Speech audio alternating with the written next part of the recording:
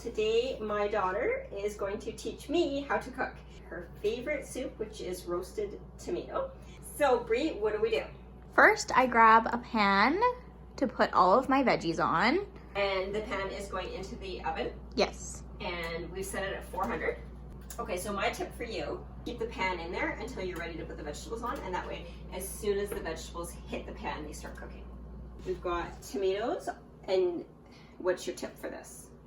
Leave them on the vine and just put them on the pan.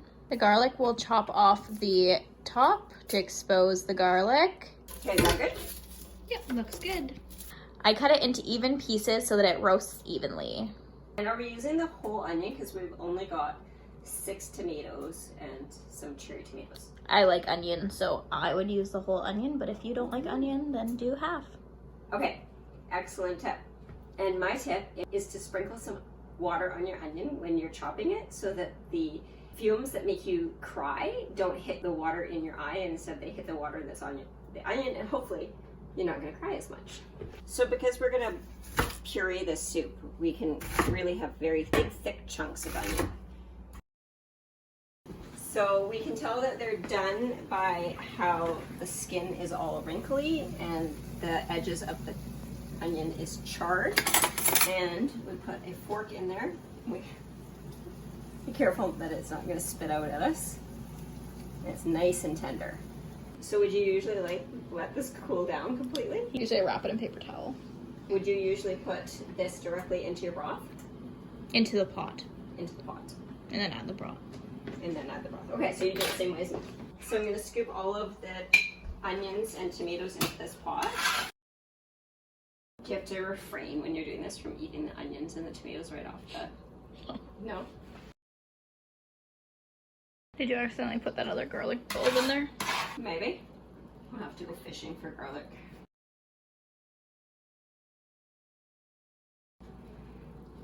Usually as soon as I pick them up by the stem, they fall out. And you don't take the skins off? No. So if I was making this, I would cut an X in the bottom of the tomatoes and cut off the tops. I've never roasted with the vine on there. And I would take the skin off. The skin would just peel right off if you make the X on the bottom before you roast them. So have you ever done it with roasted red pepper, the same method? Yep. How does that work out? Really good. It smells so good. Where did you learn how to cook this one? TikTok. And we're gonna throw the basil right in there right now. Yeah, after you squeeze the garlic in there. And we're gonna throw all the leaves and all the stems of the basil in there. Yes. So I just add a little bit of broth until the veggies are submerged so that the immersion blender doesn't spray it back up at you. Perfect. Oh, and I'm gonna put the hemp seeds in here now. So because we're making it vegan, we're not using a cream. So instead we're gonna use the hemp seeds, which are really high in fat. So it will give the luxurious taste of a cream to the soup.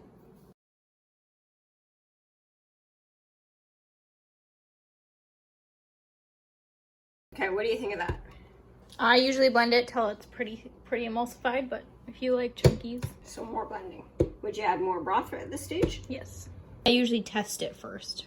Okay, I'm super curious what this tastes like, guys, because I don't usually leave the vine on. I don't usually put the stems in from the basil. I don't usually put the basil in at this stage. I put it after. And I don't usually use that many onions. Oh, and I've never made it with the hemp seeds before, so very curious.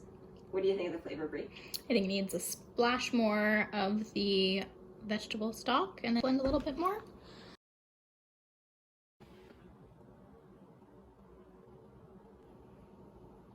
Oh, it's really good. I thought maybe it would be maybe a little too oniony flavor, but it's not. It's so good. If you made it this far, that means that you stuck to the end. So thank you for watching the entire video. And remember to like and subscribe.